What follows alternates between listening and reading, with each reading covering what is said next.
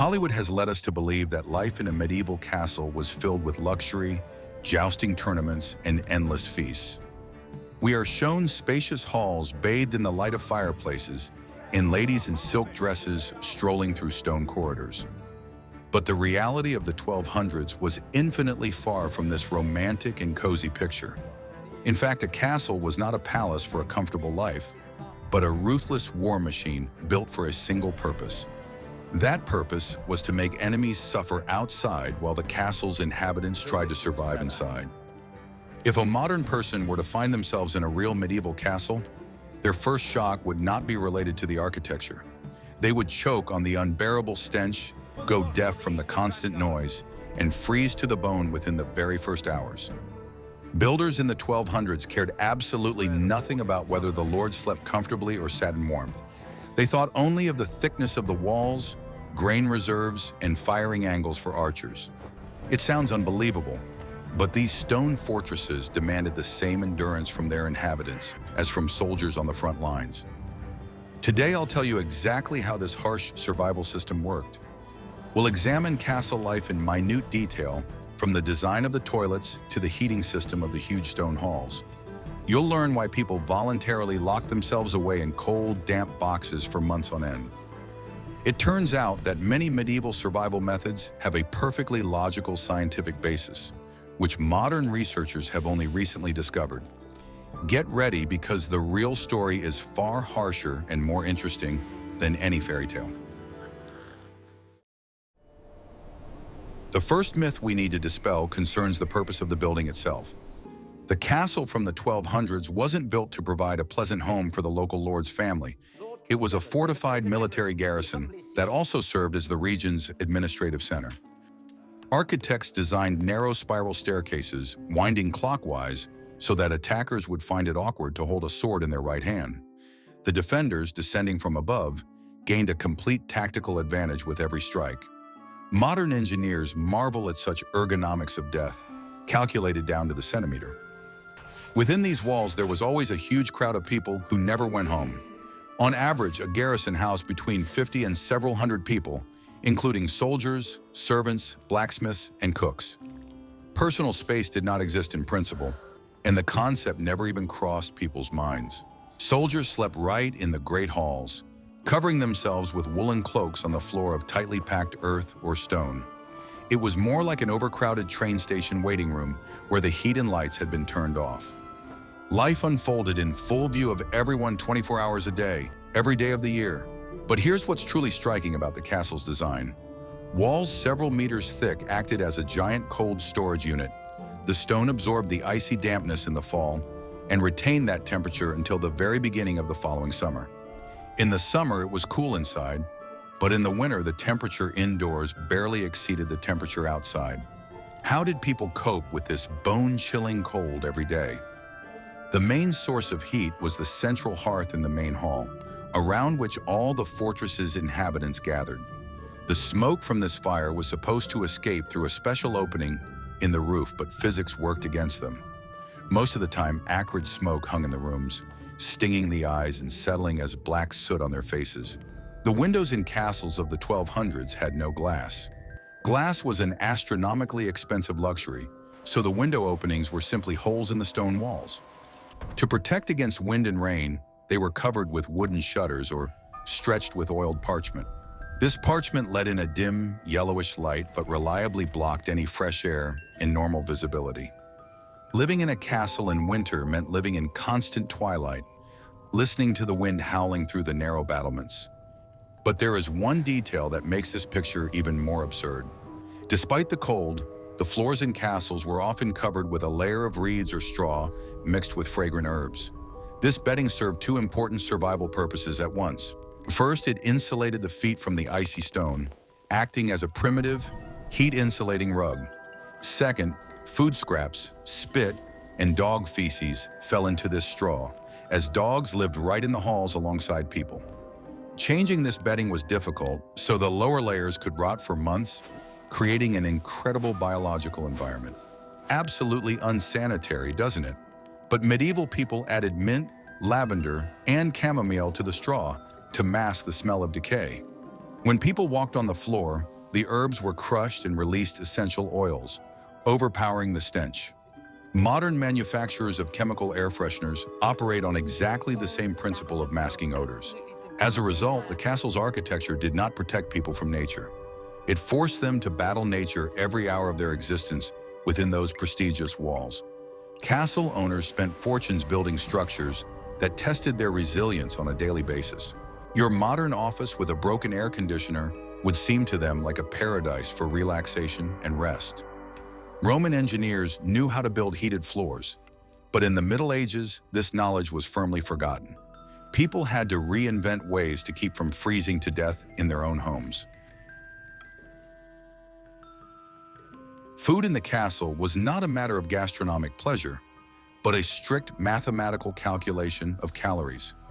The huge garrison required a colossal amount of energy simply to avoid dying of exhaustion in the cold. Bread formed the basis of the diet, but it was nothing like the soft white loaf we are accustomed to. Medieval bread was baked from a mixture of rye, barley, and oats, and it was as dense as a building brick. A single soldier ate about 1 kilogram of such bread a day, getting a powerful boost of complex carbohydrates for hard labor. And here a logical question arises about the quality of this essential food. The grain was ground on stone millstones, and fine stone dust inevitably found its way into the flour. Over the years, this dust wore down the teeth of medieval people almost to the gums, turning chewing into torture. Modern dentists would be horrified to see the jaws of a 30-year-old guard from the year 1200, but it was precisely this coarse, unrefined food that saved them from digestive problems and provided the necessary fiber. Modern nutrition recommends that we eat whole grain bread, but a medieval recipe would be too extreme for our stomachs. The soup or stew, known as pottage, was constantly simmering in a huge cauldron in the castle kitchen. This cauldron was never washed. They simply added new ingredients to it every single day. Bread scraps, vegetables, tough pieces of meat, and basically anything that could be chewed were tossed in. The bottom of the pot might burn, while fat floated on top, creating an incredibly thick and filling concoction. Modern health inspectors would shut down such a kitchen within the first 5 seconds of an inspection. But it was precisely the constant boiling that killed most of the bacteria, making this strange slop safe to eat. It's interesting to look at the table manners during a meal in the castle's Great Hall. Forks didn't exist. Everyone ate with their hands or used thick slices of stale bread instead of plates. These bread plates absorbed the meat juices and fat during the long meal. At the end of the meal, they were given to the dogs or distributed to the beggars gathered at the castle gates. Waste-free production in the Middle Ages worked much more efficiently than modern waste recycling programs. Not a single calorie was to be wasted in the constant struggle for survival. And here's what's most striking about this medieval dietary system. Despite the coarseness of the food and the lack of vitamins during the winter, this diet produced incredibly resilient people. They consumed a huge amount of calories and burned them off through constant physical labor in the cold air. They had no problems with obesity or diabetes because sugar was unknown to them. Their bodies worked like furnaces, converting coarse grain into pure muscle energy for endless training and work. Modern athletes pay huge sums of money for the development of nutrition plans that ancient people intuitively created out of necessity. One of the most persistent myths about the Middle Ages is the belief that people of that time never washed at all. Movies show us dirty peasants and soot-smeared knights who smell like an open sewer. In reality, people in the 1200s understood perfectly well the difference between dirt and cleanliness. They washed their faces and hands every morning because it was a basic rule of survival in a close-knit community. Dirty hands meant certain illness, and in an era without proper medicine, illness quickly led to death. However, a full-body wash was a complex and resource-intensive process in the confines of a stone castle. To take a hot bath, one had to fetch dozens of buckets of water from the well and heat them over an open fire. Then this water had to be poured into a wooden tub lined with linen on the inside to prevent splinters. This took several hours of hard physical labor by an entire team of specially trained castle servants. Therefore, a lord's full bath was a rare and solemn occasion, prepared for as if it were a true holiday. Why were toilets called wardrobes? a word we use today to refer to a place for storing clothes. The fact is that the ammonia released from urine has excellent disinfectant and insecticidal properties. Lords would deliberately hang their expensive woolen garments near these toilet shafts. The pungent smell of ammonia reliably killed the fleas, lice, and moths that hid in the thick folds of medieval fabrics. It wasn't until centuries later that the science of chemistry explained this phenomenon. But ancient people had once again employed a brilliant practical approach. Your modern dry cleaner does the same thing, only using less pungent synthetic chemicals. However, the system of dumping waste into a moat had its own enormous and highly foul-smelling drawbacks. The moat was often filled with stagnant water, and tons of human waste turned it into a giant reservoir of bacteria. In the summer, the stench from this moat was so unbearable that the castle windows facing the toilets had to be shut tight. To clean up this nightmare, special workers were hired whose labor was considered the dirtiest and lowest paid in the world. They descended into the moat with shovels and manually scooped out the compacted sludge, risking suffocation from toxic gases. It was a job that made any modern office routine seem like a true blessing by comparison. There was another purely tactical problem associated with these latrines protruding from the walls. During sieges, enemy soldiers often used the sewage shafts as a vulnerable point to infiltrate the fortress.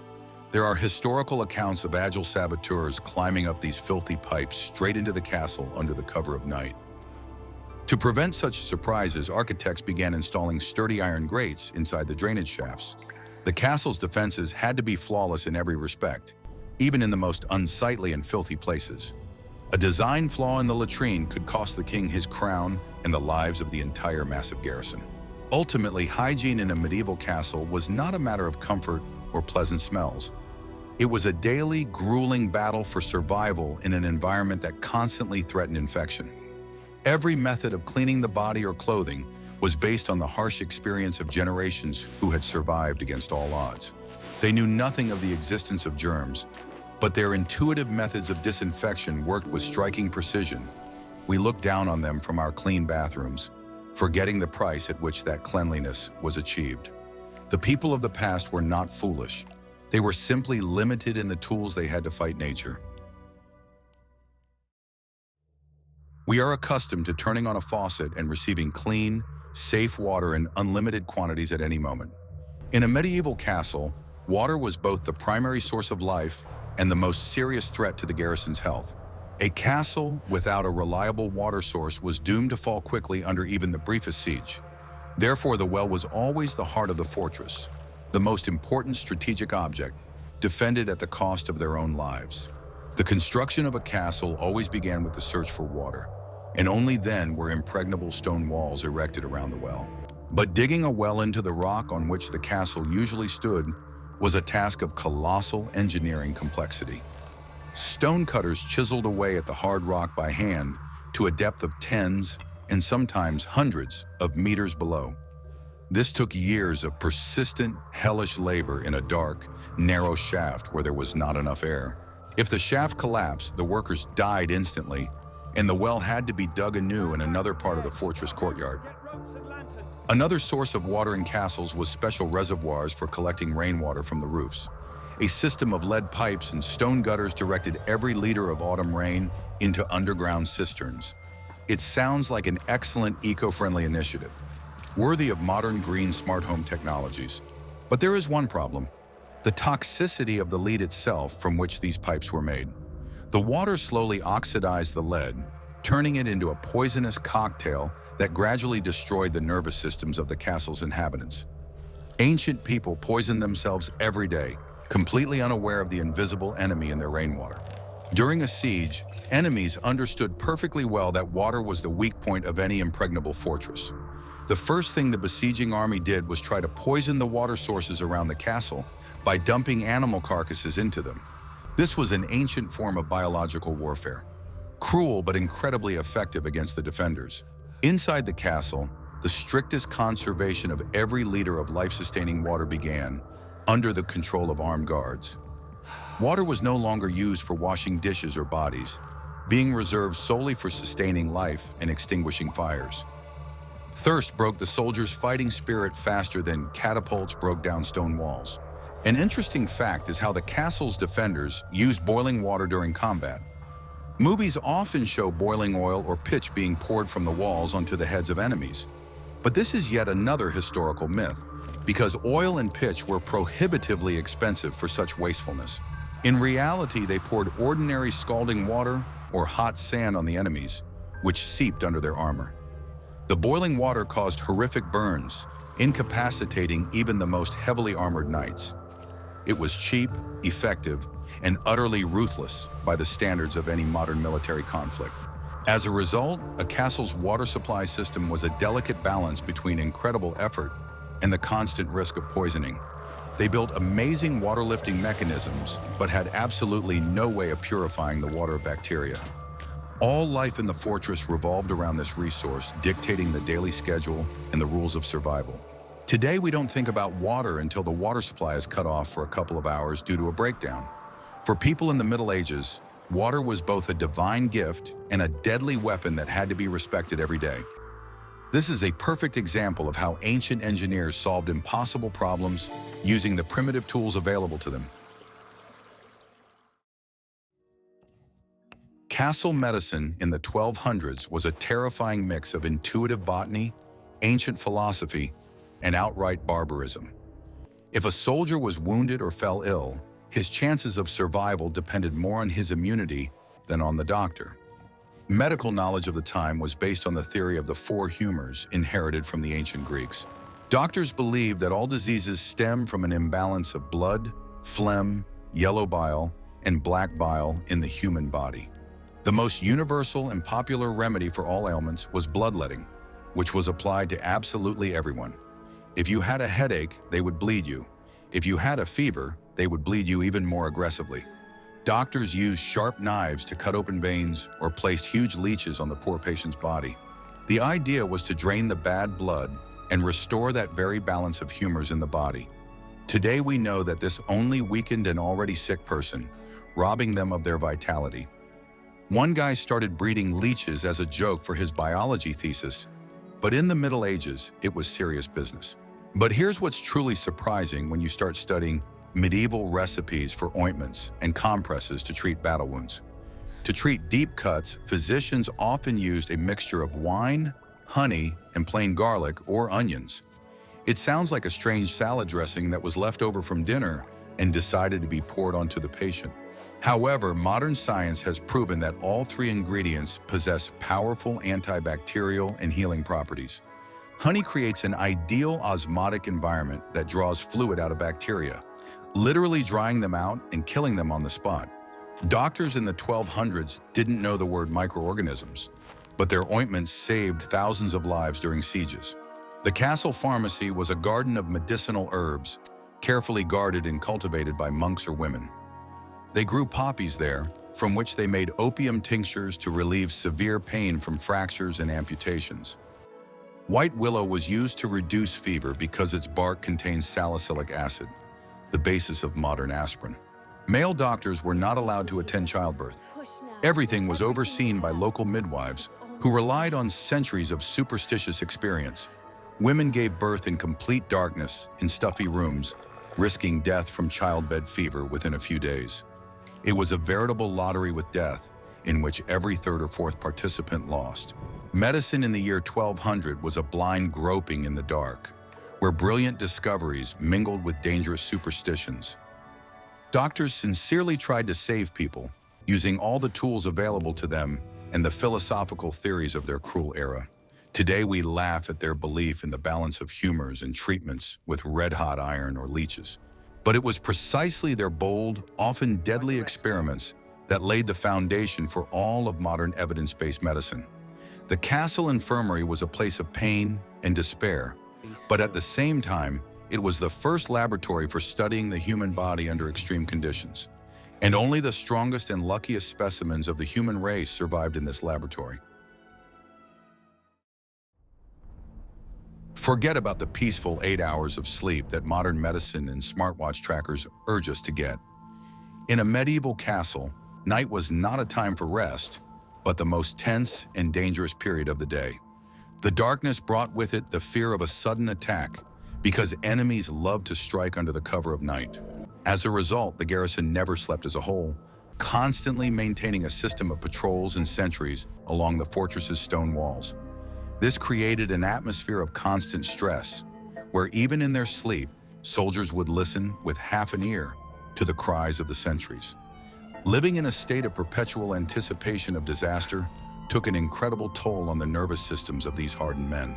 Interestingly, in the Middle Ages, people practiced what is known as segmented sleep, which seems strange to us today. They went to bed at sunset, woke up around midnight for a couple of hours, and then slept until dawn. During this nighttime wakefulness, people prayed, talked, stoked the fire, or checked the guard posts. Modern scientists have discovered that this sleep rhythm is completely natural for humans living without artificial lighting. Your habit of waking up at 3 in the morning and staring at the ceiling isn't insomnia. It's an ancient instinct. The Romans in medieval nights simply put this time to good use, rather than scrolling through their phone feeds.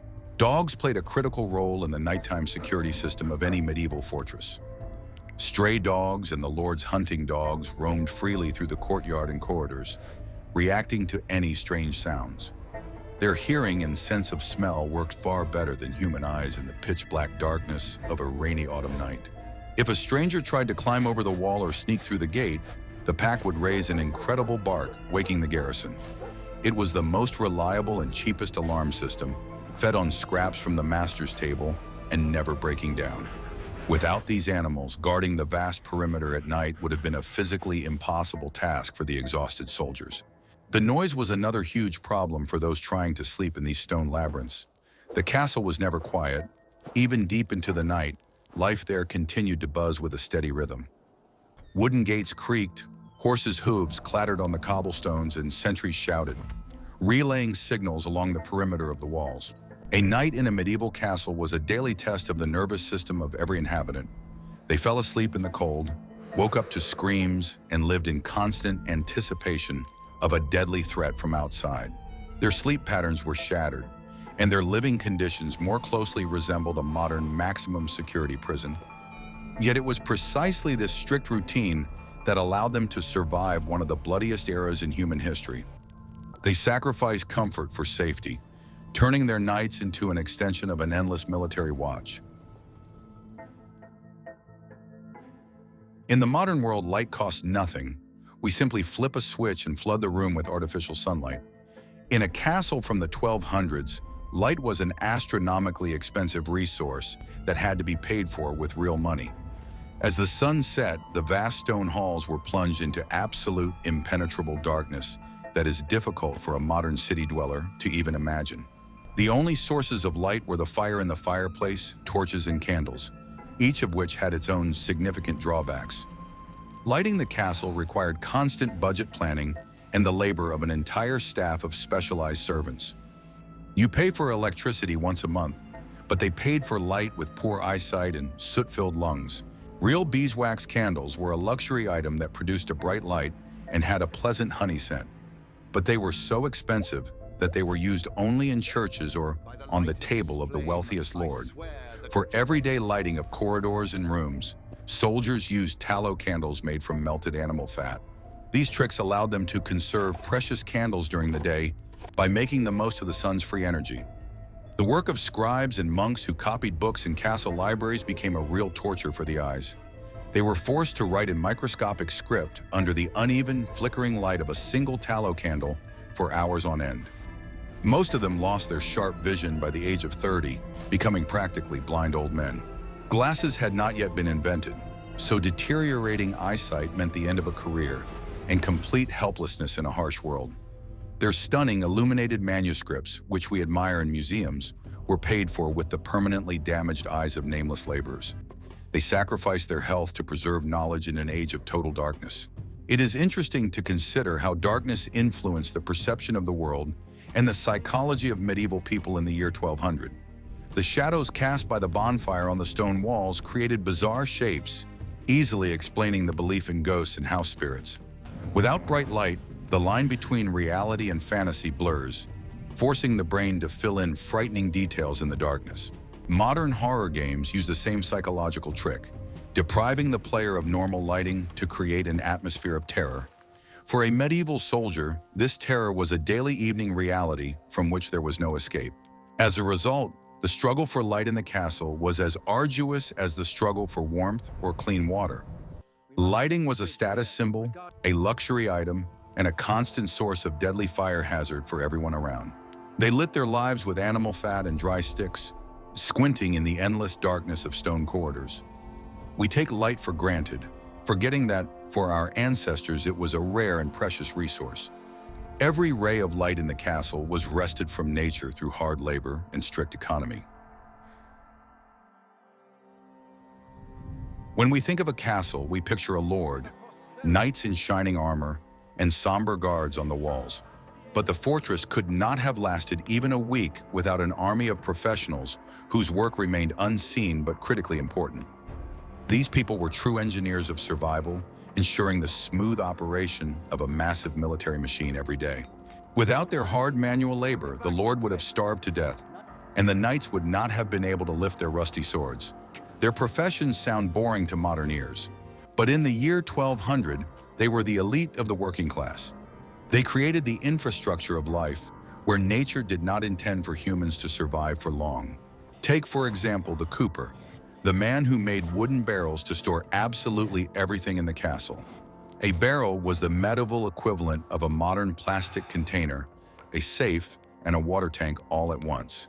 Making a barrel that doesn't leak and withstands enormous pressure without a single nail is a true feat of engineering. The wooden staves were fitted together so tightly that not even a drop of water could seep through. If the cooper made a mistake, the wine would sour, the salted meat would rot, and the castle would be left without supplies for the long, harsh winter. This guy with a plane was far more important for survival than the most skilled archer on the tower. The brewers, most often women known as alewives, held the health of the entire armed garrison of the fortress in their hands.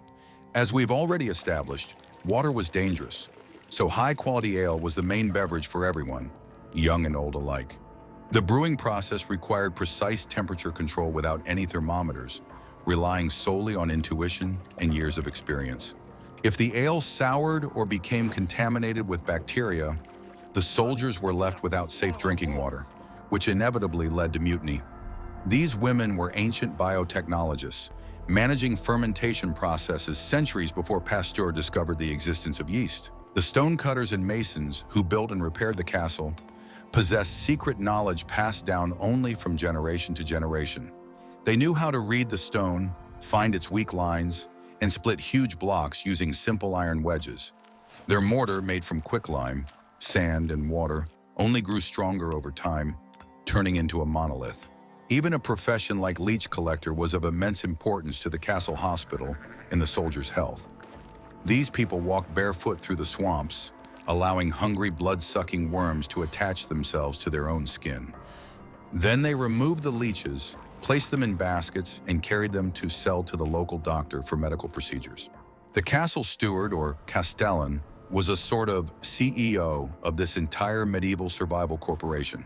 He kept strict records of grain, meat, firewood, and weapon stocks, noting every coin spent on parchment.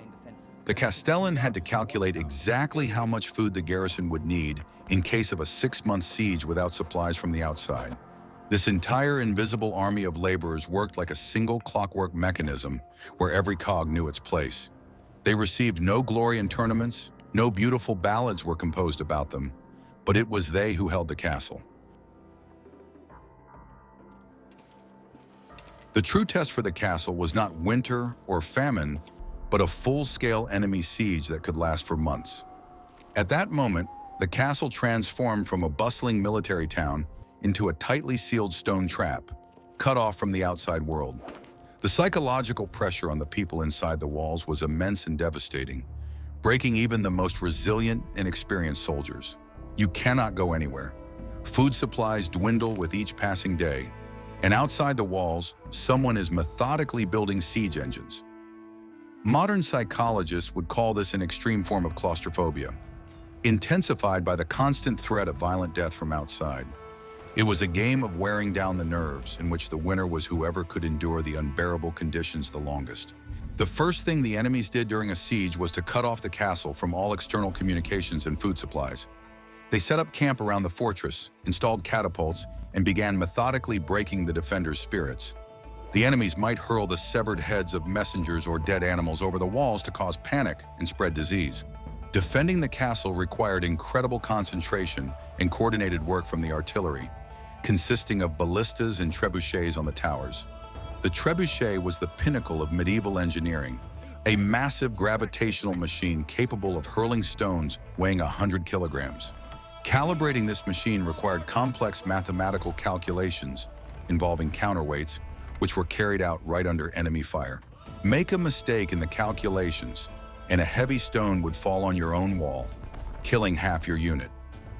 Shooting with bows and crossbows through narrow loopholes was the main way to keep the enemy at a safe distance from the walls. The loopholes widened inward, giving the archer a wide field of view, but from the outside they were a narrow slit about the width of a hand. It was practically impossible to hit this slit from below, so archers were relatively safe during a skirmish.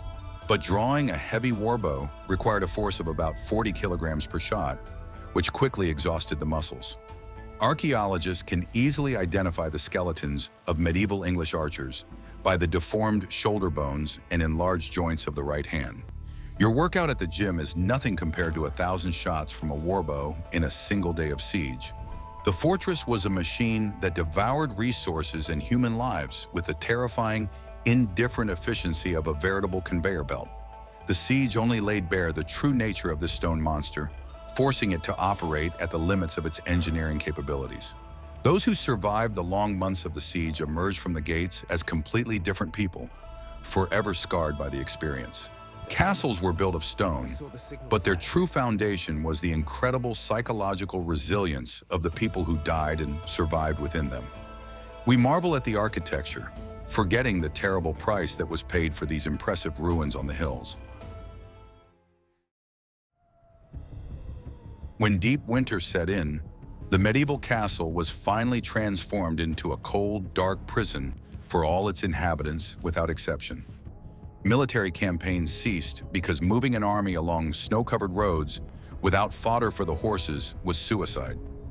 People locked themselves inside the high stone walls for several long months, engaging in a battle against their most fearsome enemy, boredom. Life ground to a halt, turning into an endless cycle of sleep, eating, and attempts to warm up by the smoking fireplace in the main hall. The psychological pressure of winter isolation was no less devastating than the threat of an actual siege by enemy troops. How did these rugged men entertain themselves when daylight lasted only 8 hours and an icy blizzard raged outside? Chess and dice games were the most popular ways to kill time and gamble away their meager soldiers' pay. The church strictly forbade gambling, threatening terrible punishments, but this never stopped the guards in the cold sentry box. They carved dice from the bones of animals they had eaten and played for hours, arguing until they were hoarse over every copper coin. Modern psychologists talk about gambling addiction, but for them it was the only way to feel any kind of intense emotion in the winter. For ordinary soldiers, physical training in the castle courtyard never stopped, even during the harshest winter frosts and snowstorms. Commanders understood perfectly well that inactivity quickly destroys discipline and turns a professional army into a mob of lazy, drunken thugs. Soldiers methodically chopped at wooden posts with heavy training swords, maintaining that very muscular endurance we spoke of earlier. They pushed their bodies to the limit so that by spring, they would once again be ready for endless marches and bloody battles. The festival of Yule, or Christmas, was the only bright spot in this endless winter depression and struggle for survival. During these days, the strict rules of food rationing were suspended, and the Lord would host a massive feast for all the inhabitants of the fortress. The best preserved meat was laid out on the tables, strong ale was drunk, huge Yule logs were burned, and songs were sung until morning. It was a necessary psychological outlet, a release of tension that kept people from going mad from the monotony of winter life. Modern corporate parties work on the same principle, giving people a chance to let off steam so they can keep working. Repairing weapons and armor took up a huge portion of the soldiers' time as they spent entire days scraping rust and sharpening blades. Iron rusted at a catastrophic rate in the castle's damp climate, requiring constant maintenance with sand, oil, and vinegar. Winter isolation in 1200 was a test of the psychological resilience of a group locked in a confined space. They learned to tolerate one another, fight boredom, and keep their wits about them in conditions of constant darkness and bitter cold. A modern person would have broken down there within a week without communication, the internet, or hot coffee from the nearest cafe. But these people were cut from a different cloth. They adapted to conditions that seem utterly unbearable to us. It was their resilience that allowed European civilization to weather the cold centuries and build the world in which we live today. Life in a medieval castle in the year 1200 was devoid of any Hollywood glamour or romantic nobility. It was a brutal, stinking, freezing, and endlessly dangerous world, where every day was a struggle for basic physical survival. Engineers built ingenious stone traps that protected against enemies, but slowly killed the inhabitants themselves with cold and damp.